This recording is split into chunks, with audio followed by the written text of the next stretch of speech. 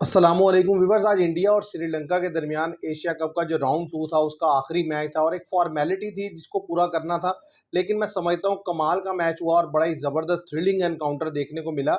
और right from the ball one जिस तरीके से इंडियन बैटर्स ने बैटिंग की, फिर जिस तरीके से श्रीलंकन ने आकर चेस की, तो मैं ये समझता हूँ कि इस मैच में पाकिस्तान के लिए दो बड़े लेसन हैं सीखने के लिए, अगर वो इससे सीख पाएँ।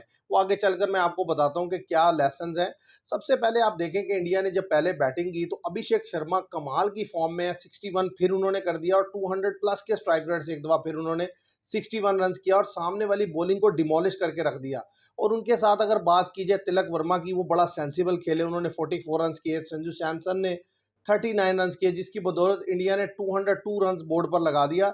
उस वक्त ऐसा लगता था कि ये एक वन साइडेड गेम होगी और श्रीलंका जो है ज़्यादा से ज़्यादा 140 150 के राउंड जाएगा और इससे ज़्यादा नहीं कर सकेगा। लेकिन फिर प्रथम निशंका की वो इनिंग्स आई, मैं समझता हूँ वो इनिंग्स ऑफ इस लाइफ खेली। उन्होंने 107 रन बनाए, 6 सिक्सेस लगाए और कमाल की बैटिंग। सिचुएशन ऐसी थी कि जिसमें मैच बिल्कुल इंडिया के हाथ से निकल गया था और श्रीलंका के हाथ में चला गया था, क्योंकि जस्ट 70 रन रिक्वायर्ड थे 9 ओवर्स में और उस वक्त 9 विकेट्स इन हैंड थी श्रीलंका की। तो मैं समझता हूं कि वहां पर पूरा ये लग रहा था कि मैच जो है वो श्रीलंका बआसानी ले जाएगा। लेकिन फिर इंडिया ने जो है कमबैक किया और मैच को वो यहां तक लेकर आया कि मैच सुपर ओवर में गया। और सुपर ओवर में जो ड्रामा हुआ वो तो बड़ा ही हैरानकुन हुआ कि आप देखें कि संजय मंजरेकर बैठे थे, कमेंट्रेटर थे और वो वहां पर कमेंट्री कर रहे थे। उन्होंने कहा लास्ट टाइम जब ये दोनों टीम्स आमने सामने आई सुपर ओवर में तो श्रीलंका ने 2 रन बनाया था।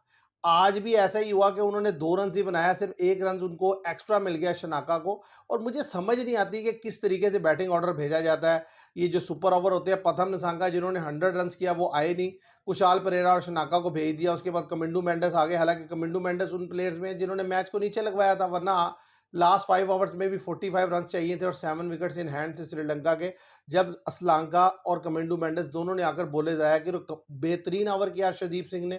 सुपर ओवर आप देखिए 3 रन पे जो है वो पूरी श्रीलंका की जो टीम थी उन्होंने उसे फारिग कर दिया। मतलब दोनों विकेट्स ले ली तो 3 रन करना था, वो बासानी आकर इंडिया ने रन बना लिया। अब पाकिस्तान के सीखने के लिए व्यूअर्स इसमें दो चीजें हैं।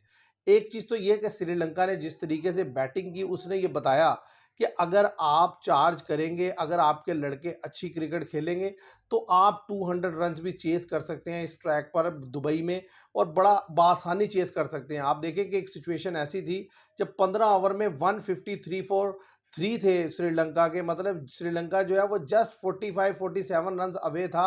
वो 157 फॉर 3 थे, 45 रन अवे था श्रीलंका और उसकी 7 विकेट्स इन हैंड थी।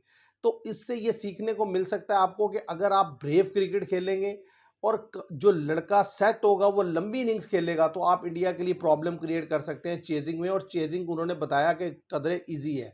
लेकिन उसके बाद जो दूसरा लेसन दिया गया है वो है इंडिया की तरफ से, और वो लेसन ये है कि भाई अगर आपने ज़रा सी भी विंडो ऑफ अपॉर्चुनिटी हमें दी तो वहाँ से जो हम अपॉर्चुनिटी ग्रैब करेंगे फिर आपको वापस नहीं आने देंगे। श्रीलंका के साथ भी ऐसे ही हुआ। जैसे ही विकेट मिली, विकेट मिलने के साथ ही उन्होंने ऐसे स्क्रूज टाइट किए कि फिर श्रीलंकन बैटर्स को समझ ही नहीं आई और वो खींचते खींचते मैच को ले गए सुपर ओवर में। और सुपर ओवर में जाकर इंडिया के पास इतना एक्सपीरियंस है सुपर ओवर में बॉलिंग का, बैटिंग का, कि वो इजीली मैच निकाल लेते हैं। और अर्शदीप सिंह ने बॉलिंग की और उन्होंने एक भी बॉल प्रॉपर खेलने नहीं दी शनाका को। कुशाल परेरा तो आते ही आउट हो गए। मतलब 5 गेंदें उन्होंने की, 5 में से 3 रन जरूर बने, एक वाइड का बना है, बल्कि 2 वाइड के बने और एक बैट से रन्स बनाए। अदरवाइज उन्होंने कोई बॉल बैट पे नहीं लगने दी। तो आप अंदाज़ा कर सकते हैं कि किस क्वालिटी की उन्होंने बॉलिंग की।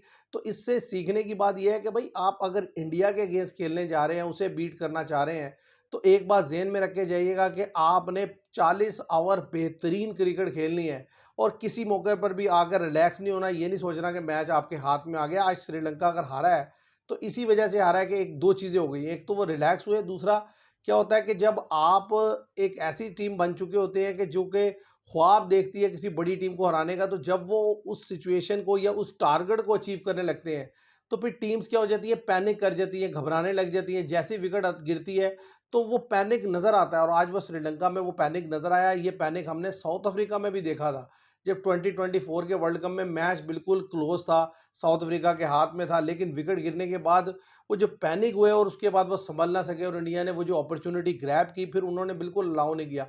Same is the case here, यहाँ पर भी ऐसा ही हुआ है। इंडिया ने एक मोमेंटम जो था उसको शिफ्ट किया अपनी तरफ और उसके बाद जब सुपर ओवर में गेम गया तो फिर उन्होंने बिल्कुल हिलने नहीं दिया।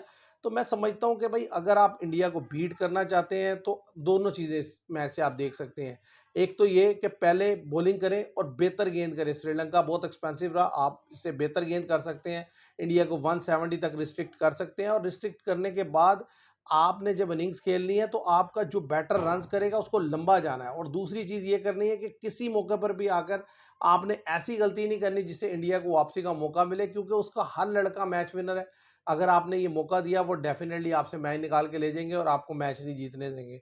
तो देखते हैं व्यूवर्स आगे क्या होता है। आज एक थ्रिलिंग एनकाउंटर देखने को मिला है, बड़ा मजा आया। Thank you very much. आज